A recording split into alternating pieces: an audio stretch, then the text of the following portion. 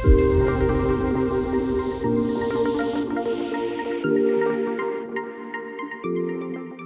everyone, welcome. We really appreciate you coming here today for Maximizing Resilience Amid Project Complexity. So we have a great panel today. Really appreciate Xendee bringing us all together. I'm Elisa Wood from Energy Changemakers, and I've been covering the energy industry for over 3 decades. And I have to say, I can't remember a moment quite like this one. We're at a genuine inflection point. Grid rates are going up.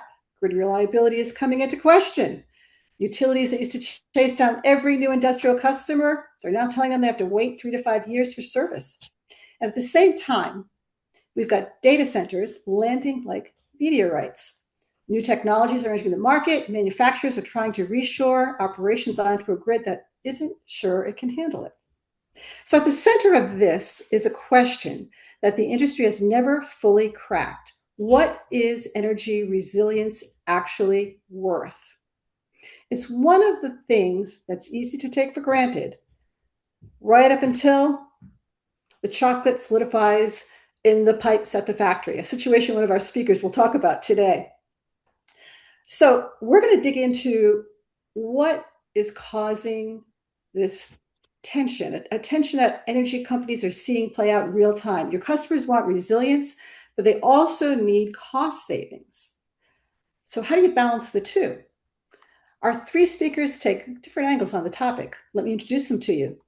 First, Jay Rudesill, who leads business development at Hyliion.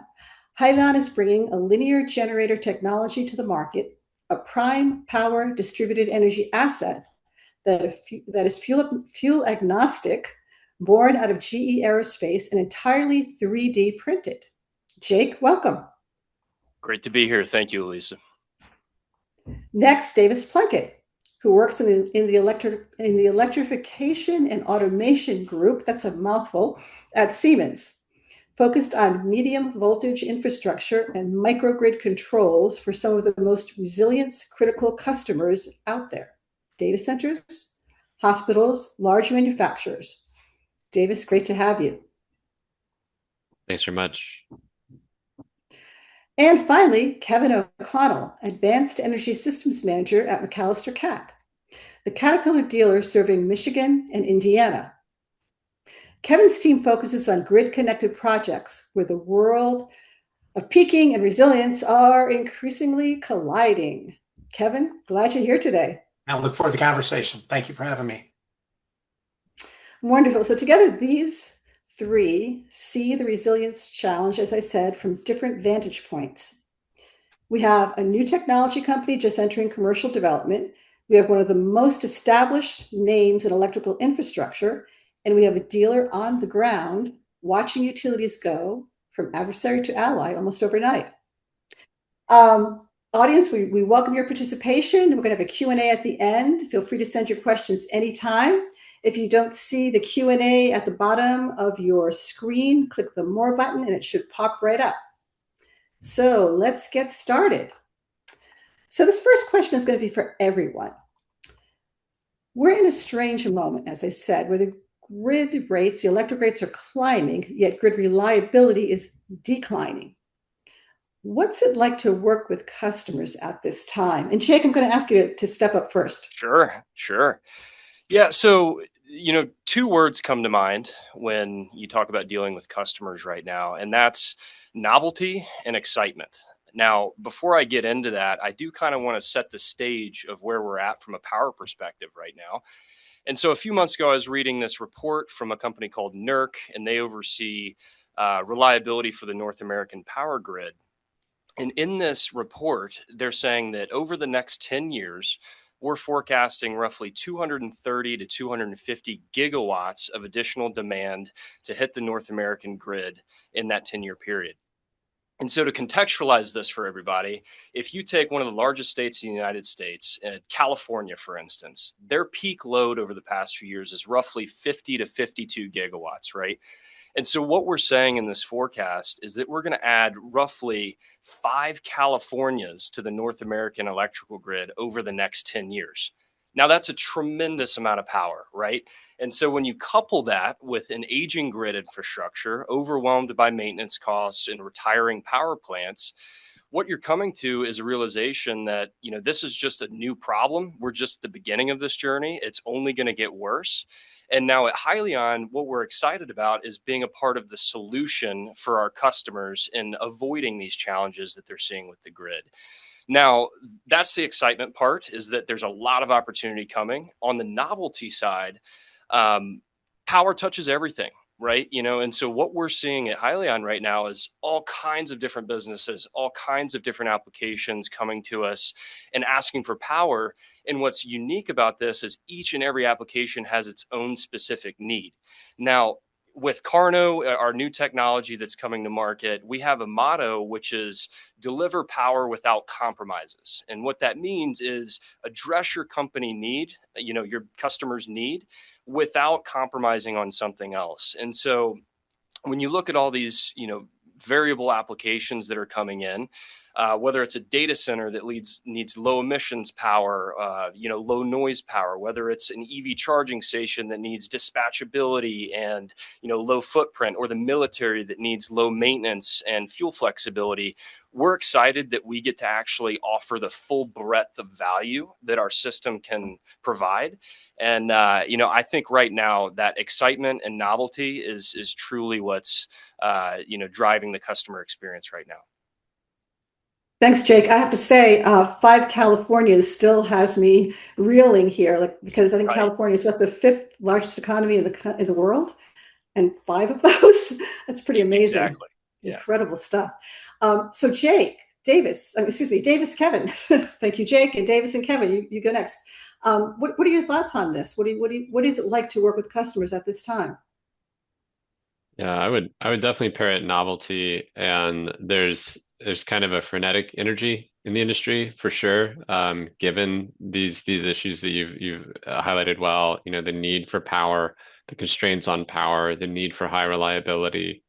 And so we see a lot of customers that, it's good to have, Jake here from Hyliion as an OEM producer of energy, as an infrastructure provider. Siemens, is more in the turning that energy into a useful form and transmitting it, so the local distribution grid. But it means that we see a lot of customers that, are looking for full approaches, both technology wise and, even development, like from the development perspective, from a funding perspective, customers that are doing things that are very different than what they've traditionally done, or just been used to. And between the various industries that, we come across, I'd say that you have, a huge uptake in the demand of power from data centers, certainly. And it's meant that a lot of, customers like manufacturers that, traditionally might be, as you said, really, really desirable customers from utilities, well served, are getting a little bit left behind. And so it's an interesting place where they are feeling the same, sort of I guess the follow-on issues from the explosive load growth in data centers, and they're having to become more sophisticated themselves and advocate for things that they need. And increasingly for us, that's a lot of on-site generation, that's a lot of power controls, that's a lot of islanding capable devices, and devices that are more dispatchable, or more curtailable. And all of it is meant, it's a really, as you said, interesting time, exciting time to be in the industry. That's fascinating. It's it sounds like it's forcing customers to really think in novel ways and learn a lot more about energy, which is a good thing. We've always wanted that, haven't we? Kevin, I'm curious what you think about this. What are you finding with Well, customers at this time? a lot of the same things that Jake and Davis said. We've always tried to position ourselves to be trusted advisors for our customers, and they've relied on us for years. But to some great points made earlier about they're really having to come to grips with the fact that they're going to do more advocacy for themselves as they look to grow their business. Power is going to become a limiting factor. We're already seeing it in parts of the Midwest, which for years were blessed with really cheap and abundant power. So if you wanted to grow your manufacturing facility, it was easy to do. The utilities would run right out and bring you another feeder, and you're, up and running. Nowadays, as to your point earlier, customers being told it's no longer months, it's years, for additional power for them to grow their existing facilities. So they're having to become a lot more sophisticated in their understanding of energy, how it's used, and what it costs, and the tariffs, and what they could do to kind of hedge their future energy costs through new technologies or existing technologies. So Kevin, resilience has always been a hard thing to put a dollar value on. Are you Absolutely. finding that's changing as these customers sort of learn more about energy? Is it still a core challenge? Has it shifted?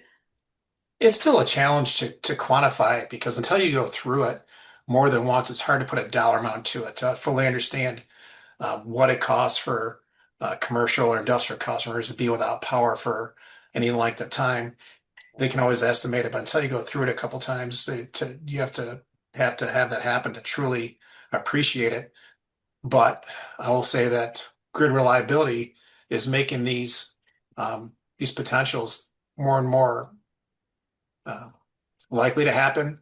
Blackouts are happening more than ever because of weather events, even in the Midwest. So it's driving that point home that resiliency is important to customers, and because of the cost of power, it's given customers the opportunity to monetize those assets as well. So it's kind of a two-part solution. The first is resiliency, and then monetization by potentially using that asset for peaking or demand response programs. Yeah, I'm glad you brought that up because I want to talk about stacking values. Davis, so everyone's talking about stacking values these days. I keep hearing the term, right? But in reality, we often see that the values can compete with each other, like carbon versus cost, right? How do you help customers navigate that?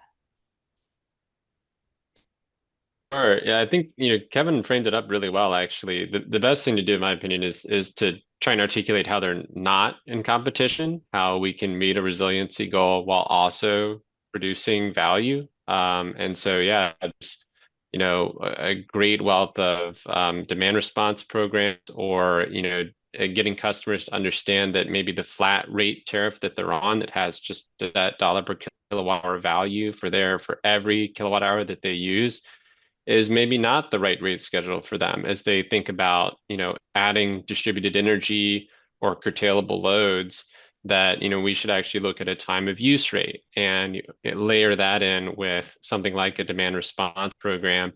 And now you can begin to see, okay, there's real value to this asset in addition to the resiliency that, yeah, is very, very hard to quantify. So that is, generally a productive route, but oftentimes you still wind up, with an asset that doesn't totally pay for itself, or you've treaded a territory that is maybe so new for a customer that they're really not with you in terms of, like understanding the value and understanding that this really could have an economic return. And so in those contexts, it's just really important to be sure, like any customer, any sales process, you want to be sure you're engaging with the right stakeholders, the energy management team, at the site where you're talking about, being sure that you've engaged like with the actual people that manage the facility and understand the power quality issues and understand what an outage means, all the way to, right, the financial side, where those, the people that are funding it, that need to come up with the capital expenditure budget, are hearing from that same stakeholder right at the facility, that they can articulate now, okay, it really is worth it. And you bring in carbon to the picture too, understanding a customer's sustainability goals and pulling in that stakeholder as well, right? If they have a cost of carbon that they can actually articulate for you, that's incredible. That's pretty rare from my experience. But being able to get more buy-in, from that sort of individual to say that, okay, maybe the project doesn't total for us, but it's in line with these sustainability goals. It's in line with our carbon reduction targets. So it really is something we should do. And, we're willing to pay a little bit of a premium for that. That's typically how I would go about it. Yeah, I'd like to It's really, add a yeah, little color there, Elisa, as well. I think Davis made a good point on, the value that these assets can potentially create as well. What we're seeing at Hyliion is definitely a shift, and maybe this even goes back to the previous question, in that resiliency used to be this pure insurance play. How do I mitigate my downside? The asset, the ROI on the asset with a relatively reliable grid, isn't really going to pay back. And so what we're seeing is that, with these new cost and availability constraints, is customers are coming to, companies like ours and asking, how can I also create value and create upside with the asset rather than just mitigate my downside? And, a great example of this is a customer recently I've been working with out west that they have a lot of cold storage. And so, during grid outages, they lose inventory due to spoilage. And so what they did to solve that problem is they put a diesel generator in, as a pure insurance play to, prevent that loss. But now their diesel generator is due for replacement. And they also want to expand their facility to generate revenue and create value. And so what they're looking at our system for is not only mitigating their downside, but also increasing that upside and adding value to their site, in addition to just the backup power play. And so that's where we're kind of seeing the conversation go as well. It's these assets getting deployed, due to the environment we're in, are more trying to create upside and, use resiliency as kind of a benefit of doing that. interesting. So Yeah. resilience as more than just an insurance policy, it's resilience plus. Right. Exactly. Yeah, that's a good way to frame it too. But it's part of, it's only a product of some of these new technologies, right? The linear generators are a great example. Battery energy storage is a great example where companies are seeing that backup diesel, that emergency diesel that sits there and has high maintenance costs and is really dirty when it does run. And they're like, man, I'd love to get rid of that. And maybe I should look at some new technology that could do a lot more for me than just power the most critical infrastructure during a grid outage.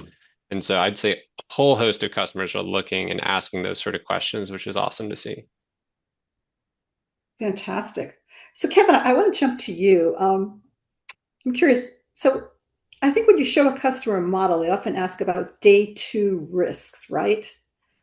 How do you use modeling to de-risk the uncertainty of a 10-year fuel price volatility or changing utility tariff?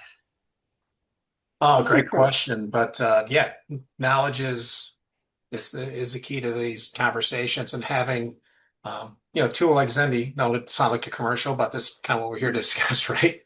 Having a tool that you can drill down into details.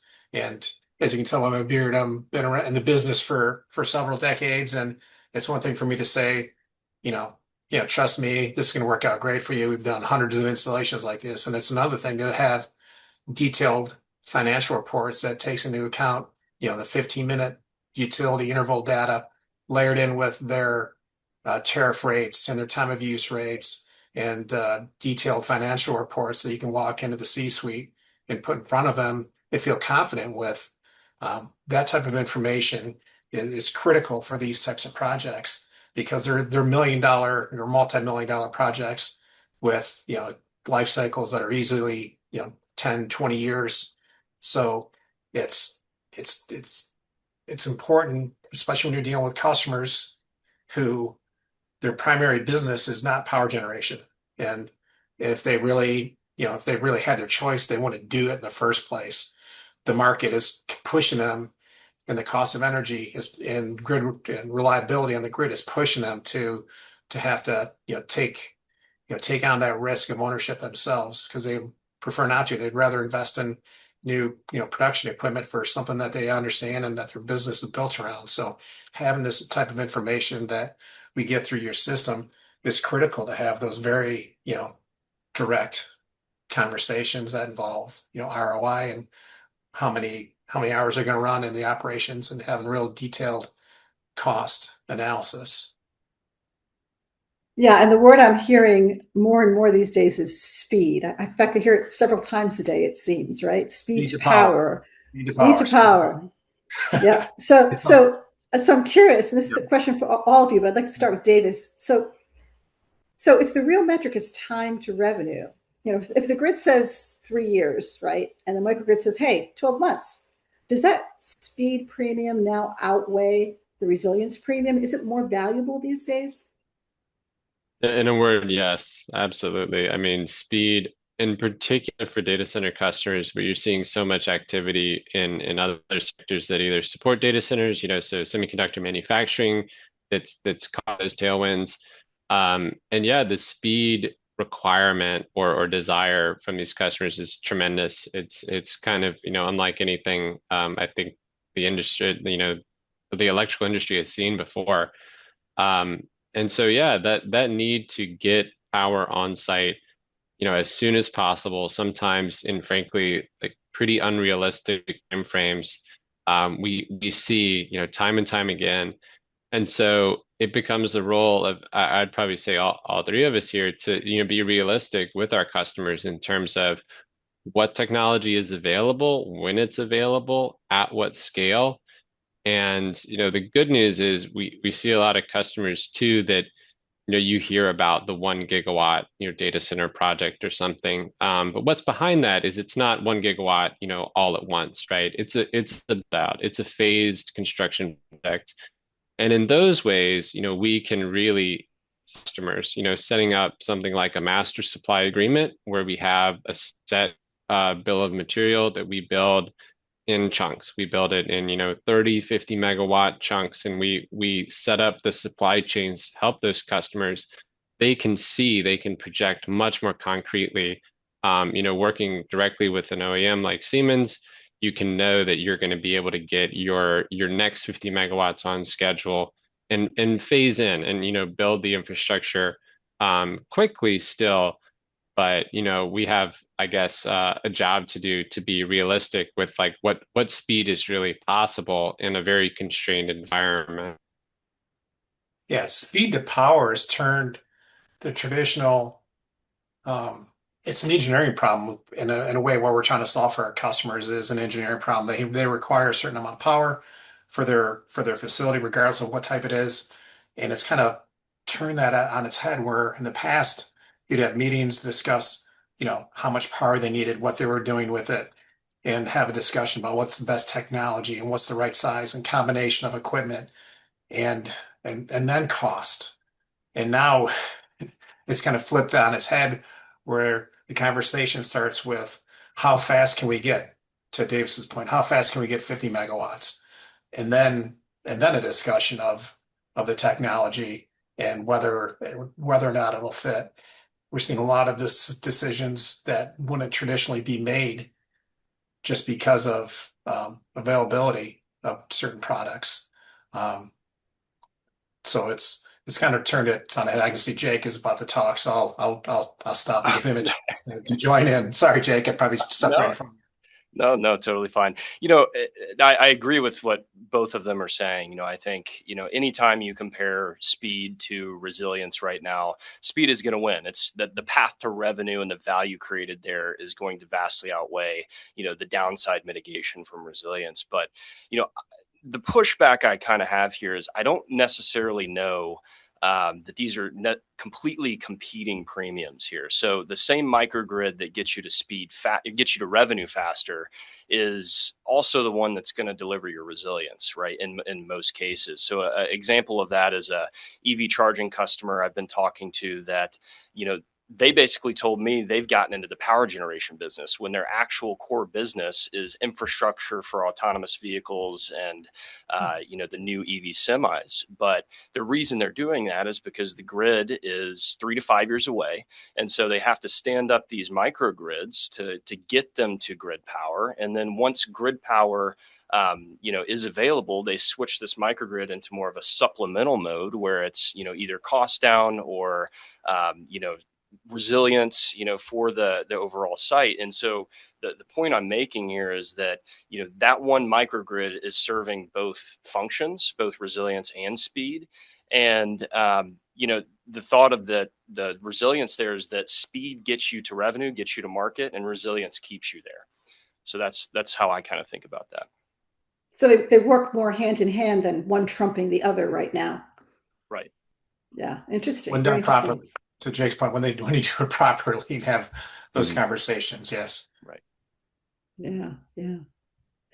So let's talk a little bit more about customer psychology and resistance. What I love about this panel is you are all bringing a different perspective. And, Jake, you're walking in with a brand new technology. Davis, you're walking in with Siemens on your badge. And, it's a company that's been around for a long time. How different is the resistance you face regarding maintenance and long-term reliability? And Jake, I'll start with you, and then let's jump over to Davis. Absolutely. Yeah, so obviously, as a new technology, I would imagine that the conversations we're having now, I can't speak for the conversations Davis is having, but I can imagine that those discussions are very different. We spend a lot of time educating customers on, how our system works, why it's low maintenance, why it's long life.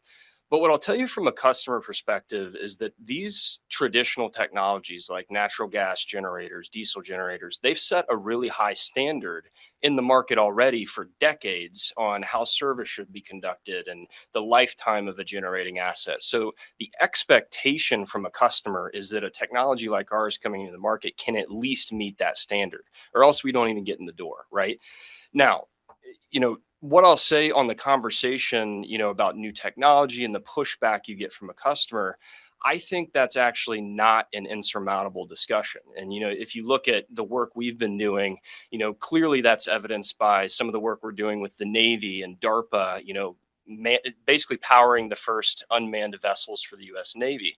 And if you look at that specific application, that's about as high risk for a new technology as you can get. There's no life support systems on this vessel. There's no one there to turn wrenches. And so if you don't have a long life, low maintenance system, you don't have a mission viable vehicle, right? And so, the way we go about educating our customers and getting them on board, since we're new technology, is step one, we get them very familiar with how our system works and the architecture of how we're low maintenance. So things like our hermetic sealing, no combustion, the frictionless piston design so you don't have wear parts, and so forth. And from there, we then move into testing and educating them on the data that we're collecting on our system. And then third, we say, don't take us at face value. Let us deploy our system in a small scale in your application, and then scale up from there. And so, obviously going to be a different conversation than one Davis is probably having, but something that we've learned to navigate. Davis, tell us about your conversations.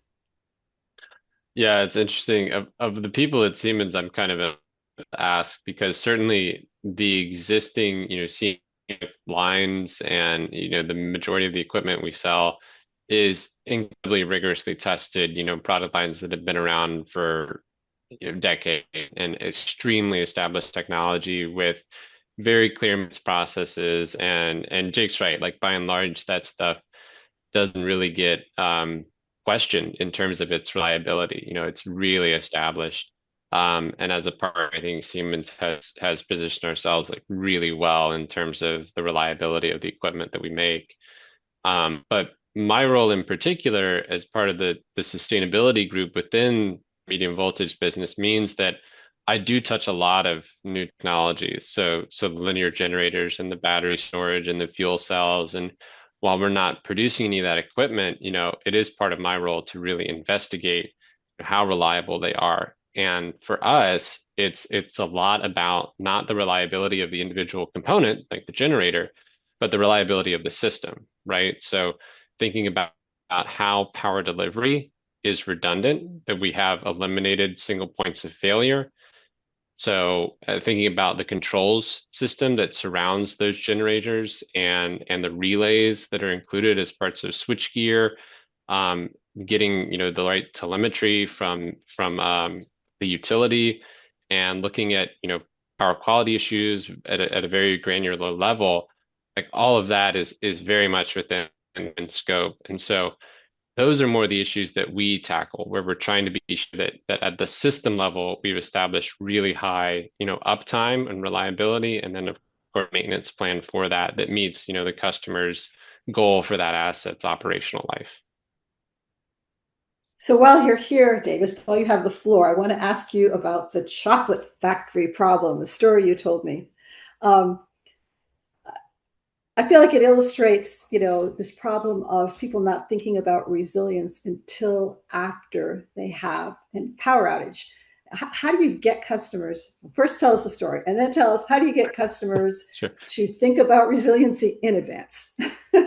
Yeah. Yeah. So the chocolate factory problem was, and actually this is an example of a good customer where they understood the issue they were going to have. Imagine this chocolate factory where they're producing, chocolate at a very large industrial scale, and they literally have pipelines going through the facility that have molten chocolate in the pipes. And it requires the facility to be operational and keep that hot, because if it cools and if it solidifies in the pipe, everything stops, right? You can't produce anything, and they have to come along with like literally a blowtorch and melt all the chocolate across this line. And it was something that they knew was like totally operationally disastrous. And so for them, it was a really clear value to resiliency, right? To be able to say, okay, like what is the actual productivity lost if this happens? How many man hours? How much supply, like the quantity of your product? What is that worth? And for them, it was extremely easy to articulate and walk through like why a microgrid, why on-site generation really made sense for them.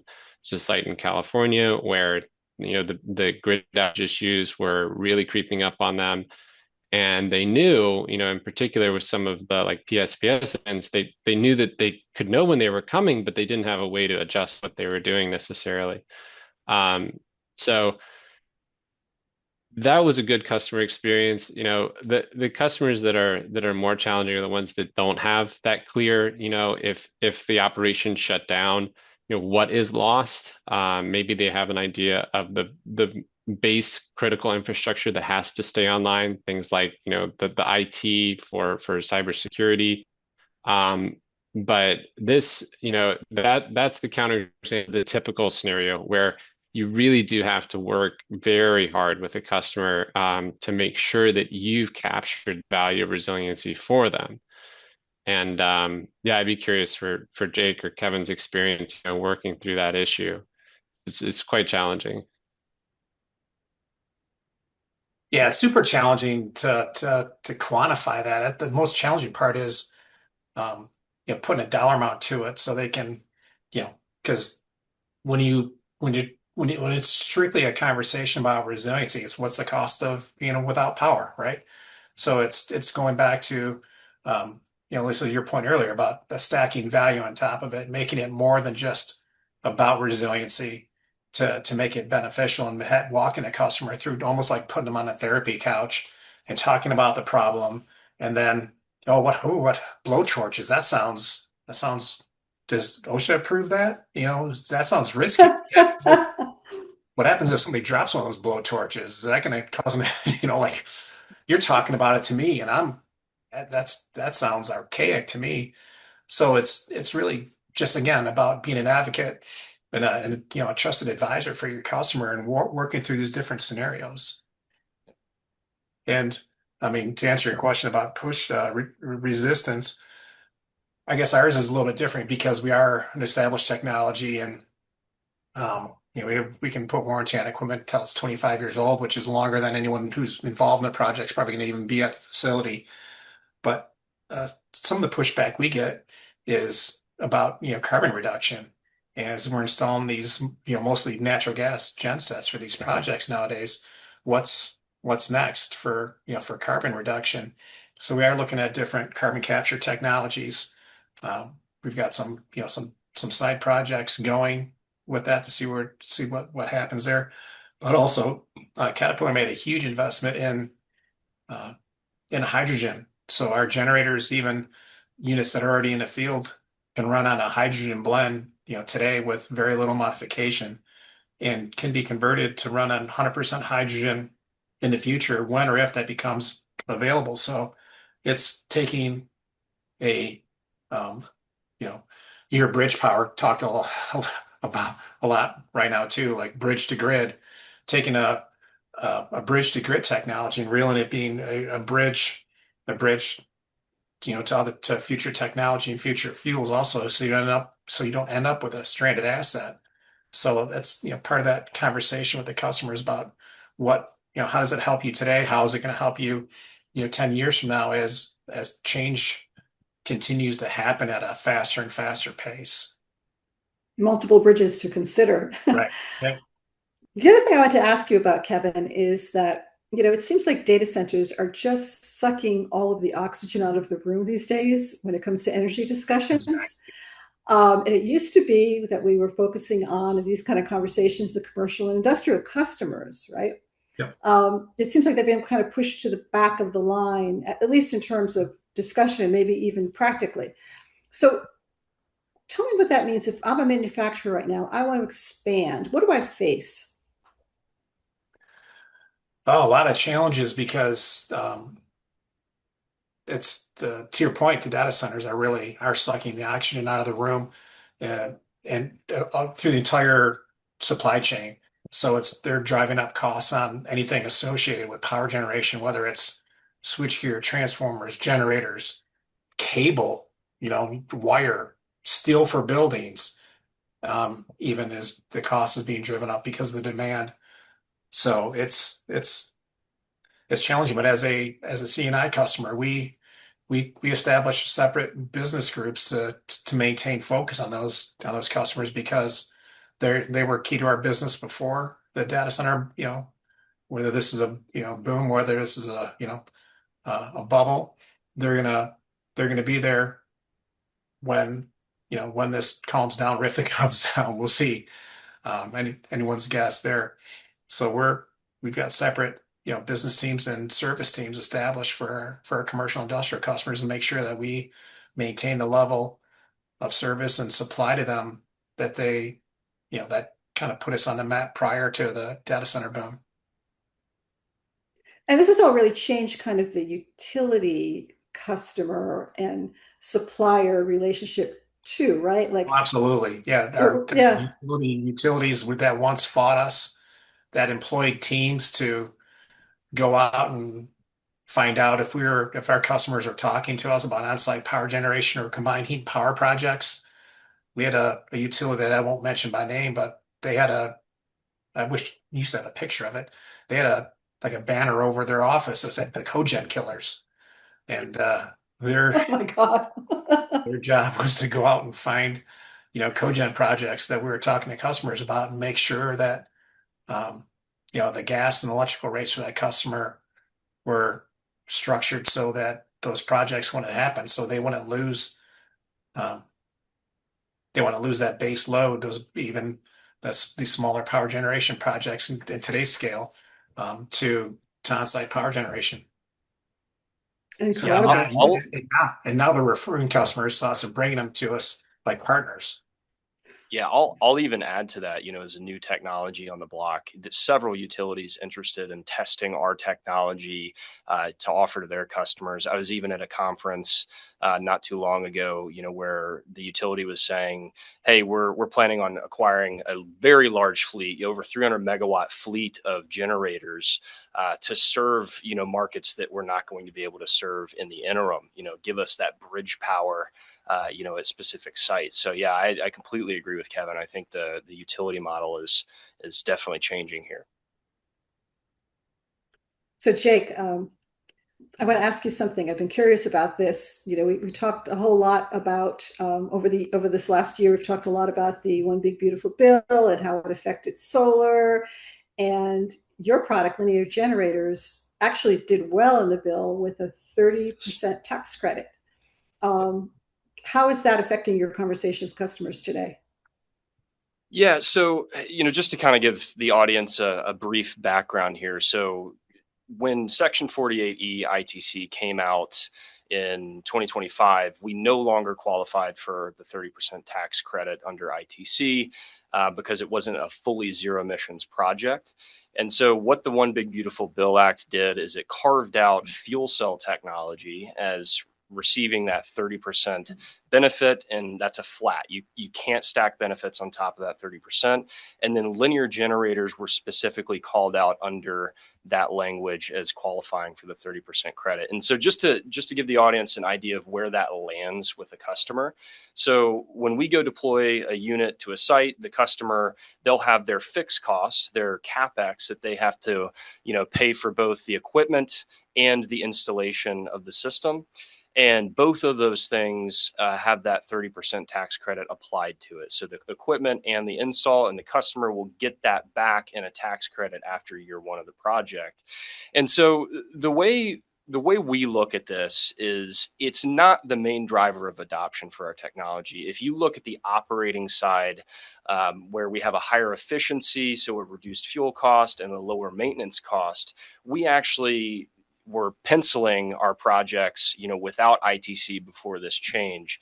And so what we see it as is it's awesome to have because it's value add to our customers. And that's something we're really excited about. But, it's a good thing for us, not the main driver of adoption. And so where I do think it could be really valuable is unlocking some of the applications that may be gated behind, lower spark spread areas where, most generating assets don't make sense. And, you find those all over the country. So overall, good case, makes it better. And it can even unlock some applications for us. But overall, we're excited about the value it offers our customers. Very interesting. So Kevin, I want to jump back to you because you were talking a little bit about hydrogen earlier. And I'm curious, again, talking about customers, new technologies, how do they handle the gap between what feels like, hydrogen is out there in the future, or other fuels that feel like they're out there in the future, and where customers can actually act today?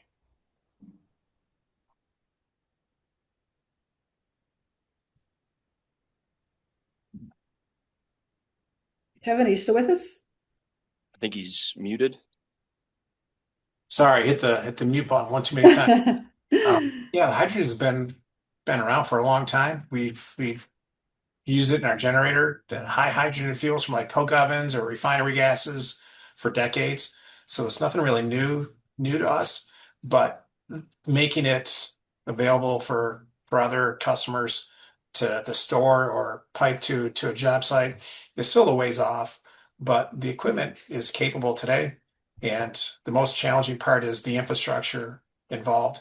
That's where we think it might be more reasonable to see like a 5%, 5 or 10% nitrogen blend into the natural gas pipeline here in the near future to help reduce the carbon content in natural gas, kind of spiking it like some countries do with propane during certain months during the winter. I think we're seeing that happen with hydrogen blends in Europe already. So like most good ideas, it starts in Europe and the US launches it for a long time and then we adopt it at some point.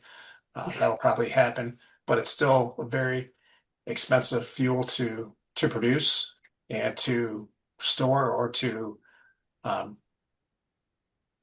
transmit through our pipelines. So there's a lot of challenges still out there for hydrogen. The equipment's ready, not just Caterpillar. I'd love to say we're the only company that does it, but Siemens and probably Jake's company too look at it as well. If there's BTUs there, there's different technologies that can turn that into electricity. Okay, so we have about 15 minutes left, and I want to leave some time for questions. So I want to ask two final questions of these great panelists. So one thing I'm curious about is, can a customer over-engineer for resilience? Or what are the common ways they might do that? And can they end up killing their own ROI in doing that? Yeah, happy to take this first here. So Kevin, in the multi-fuel conversation he's having right now, I think is a really interesting point. One area is a multi-fuel system that's coming to market where I see customers potentially overbuilding for resilience is using two different single fuel engines or systems for resilience. And a great example of that is a data customer we're working with where they have natural gas behind the meter generation. They have a single pipeline coming into that generation. And then, because the pipeline can't meet the data center's 5 nines uptime requirement, they have diesel backup at their site with diesel generators. So the overbuild here is that you could deploy a multi-fuel system like a Carno generator and run on natural gas. When that pipeline goes down, you simply have the diesel storage on site, switch over to diesel, and you reduce all of the capex of buying and installing those diesel generators. And so that's one area, and maybe it's a new field with a pretty niche use case, but that's one area where I see some overbuild. Interesting. Davis, Kevin, do you want to jump in Yeah. on that? I would Yeah. say I had very similar experience to what Jake described, yeah, where you have like a natural gas constraint and boy, you'd love it, get some more liquid fuel so people jump to like liquefied natural gas. But trucking that in is like really cost prohibitive, and so yeah, it's a great solution and definitely something that we've looked at as well. Kevin? Yeah, similar, like different, existing technologies can do that, or whether it's combustion turbines that run primarily on natural gas that we're using a lot for data centers behind the meter projects that also can run on, like renewable diesel or other liquid fuels, or, also some larger recips can run on both, run on natural gas as the primary fuel source and then switch over to, a liquid fuel during those emergencies. That's one way of, kind of over engineering. And then also kind of just overbuilding to Jake's point earlier, um, especially when you deal with some of these bigger data centers and even industrial loads, they don't, when the project's first being built, a lot of times it's speculative of what equipment's going to go there, or what the loads are going to look like. And so you start building up, say it's a 20 megawatt, backup system. And, then they start throwing in N plus one or N plus two. And depending on the primary mover, that could be, can be a big additional cost. If you're running on one, 20 megawatt turbine, you want to go N plus one, that's a big investment. Or even if you're looking at, like 4 or 5 megawatt, engines or turbines, going N plus one, N plus two is another way that projects, resiliency projects get overbuilt, just out of just lack of information. Okay, one more question before we go over to the audience. What's the biggest misconception out there about resilience? Davis, you want to start? Sure, I would say we actually already talked about it, which is simply that, resilience does not have a payback on its own. Some customers just fundamentally are not quite there when they talk about resilience. It is very difficult for a resilience only project to have a payback, and understanding that, there is just inherent value in having higher uptime, keeping your operations running. Some customers get it, but a lot of them don't, and that would be great if more customers understood that intuitively, that it's just going to cost something to get that resilience. Yeah, I'd say, the misconception is very similar to what Davis said. Resilience is no longer a cost. With the technologies coming out today, the most resilient asset and the most economical or upside asset are the same thing. So the asset that is, providing value day in, day out at your facility is also mitigating your downside. And so you're not paying for resilience. Resilience is rather a dividend of selecting the right asset. And so my recommendation would be, just start treating resilience as, a byproduct of owning your own power and selecting the correct asset. Yeah, absolutely. On-site power is, creates options for, for revenue, not just a cost of doing business. And more, it's almost assumed that you have some type of resiliency when you're talking to, your customers are assuming that you're going to be able to produce, on time and ship on time and have resilient systems in place to assure that you're going to meet your contracts. Okay, thank you so much. Great. Let's go over to our audience that has some questions waiting for us. The first one is from Salim Rahimtullah, and the question is decarbonization a requirement for your customers in conjunction with resilience? Do you want to take that, Kevin? Yeah, it can be. I guess the answer is it depends, but it is not uncommon for customers to have carbon reduction goals in mind. And even with natural gas right now, sometimes it's just having a discussion with the customer about site versus source emissions and looking at what's the carbon content of the grid in your area compared to what what your emissions would look like with on-site power generation. Yeah, I'll add some color there too. As a low emission system, we get asked about emissions in every single customer discussion we have. And what I'll say is it's more centered around the criteria pollutants, whether it's like NOx, CO, PM. But it's definitely very much an important part of, the overall project story for our customers. Now, one thing that's interesting that we're seeing, and this is primarily in the data center industry, is the data center industry is in this huge AI race right now. And, we actually got some feedback recently from a high ranking executive at a hyperscaler. And he basically said, we will win the AI race no matter what, even if it means sacrificing things like our decarbonization goals, which was pretty surprising for us to hear because, they're clearly very heavily regulated and things like that. But it shows that, kind of like Kevin said, it can be a priority, but for some companies, it may not be. All I can tell you is that we do hear or we get asked about emissions in every single conversation. Is that true for you too, Davis? Is that frequently part of the conversation? Yeah, I would say it's less part of the conversation. I would say that the tenor of ours is actually similar to what Jake said, and this is pretty blunt statement, one that I felt reflected, particularly in the data center industry, that between speed and competition, the on-site power generation needs that the customers have are pushing them towards natural gas and kind of without any consideration most of the time for the on-site generation producing carbon.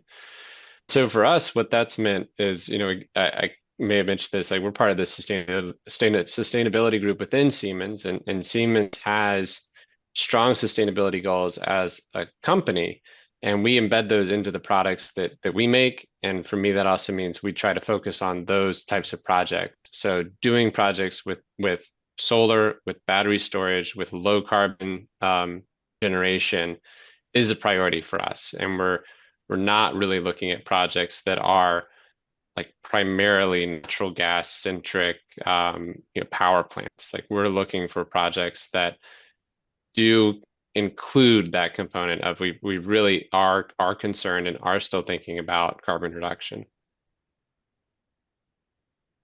Yeah, very interesting issue. So we've got another question here. On-grid to off-grid seamless transition and grid-forming inverters are basic technologies to ensure flexibility and resiliency. Could you refer to their importance?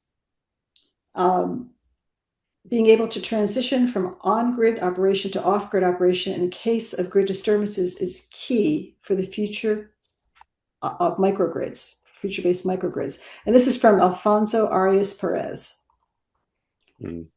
I can try and tackle that one because I totally agree. Yeah, grid forming inverters are pretty much, I would say, the standard. Like any battery inverter, or I'm not sure, Jake, we haven't talked too much about your technology if it does include an inverter. But okay, so other fuel cell technologies though that are inverter based, they produce DC energy and need to turn that into AC energy. That's what an inverter does.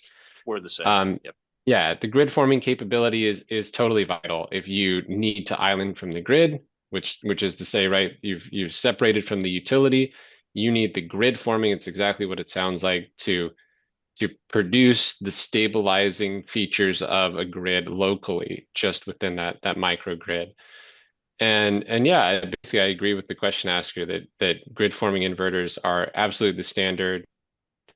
And I think there's a lot of momentum there. If companies are not producing grid forming inverters, that they and pretty much that's a requirement and totally central to microgrid technology. Yeah, I'll add on to that. It's also important to understand what what the customer is running off of that grid during that period.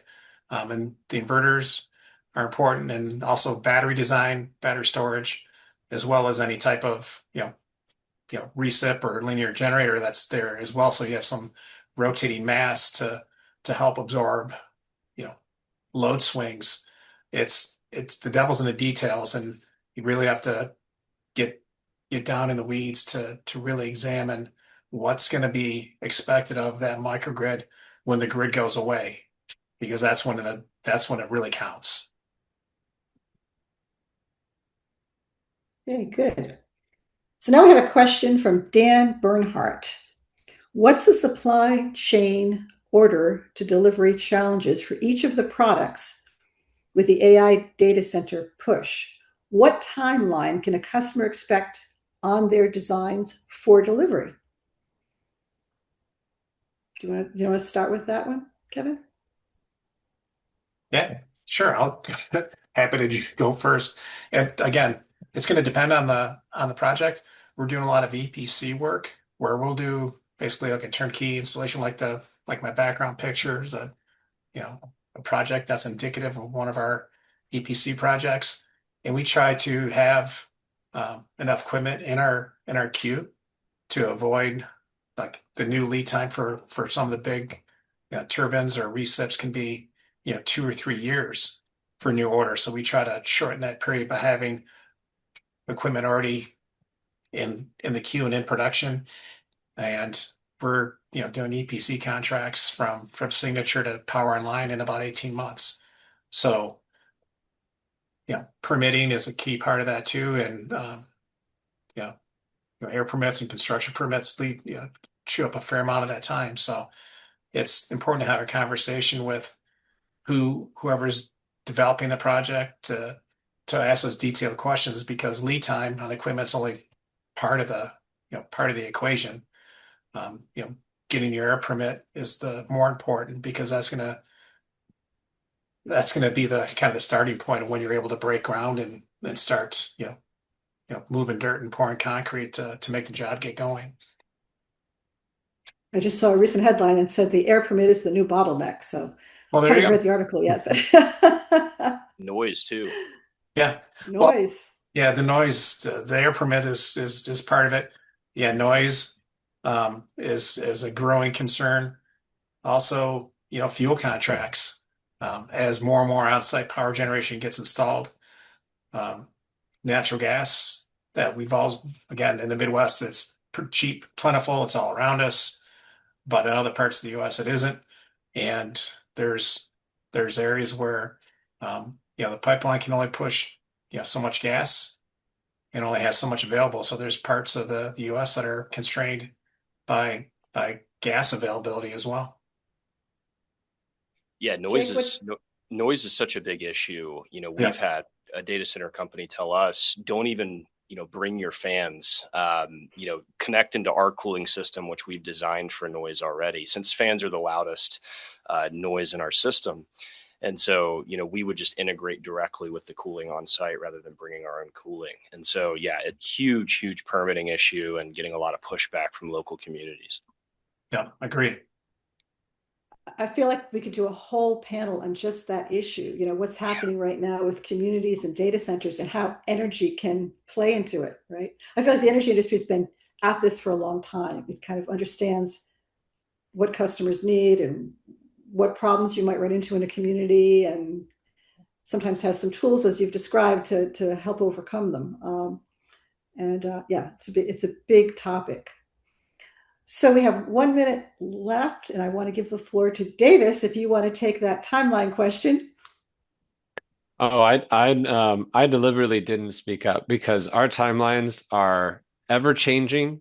It cannot be tested for more than a week, and it totally depends on the technology you're talking about, the delivery voltage and quantities. So it is a challenge that is a huge part of my job to navigate with customers, both internal equipment, external equipment. But there's no number I could tell the question asker because it is so site dependent and again voltage dependent, exactly what equipment you're talking about. But the lead times also change dramatically because we'll have a customer, hyperscalers in particular come in and they'll want to buy up the entire factory capacity for months. For a And year. suddenly the lead time, yeah, right, the lead time will go from 50 weeks to 80 weeks. And that's just kind of the reality. And so then, procurement goes and we look for additional suppliers and, can we build out this factory some more? Can we, trim some efficiency out? And yeah, so there's a whole, this keeps us very busy for sure. Yeah, back to the speed issue, right, that we talked about earlier. Mhm. Yep. Well, I want to thank you, Jake, Davis, Kevin. You have been a tremendous wealth of information. I appreciate you being here today. I want to thank this incredible audience for their questions and their attention, and especially thank Xendee for giving us this great platform to get this knowledge out there. So thank you all. Thanks for having me. Yeah, thanks for having me. Thanks for moderating.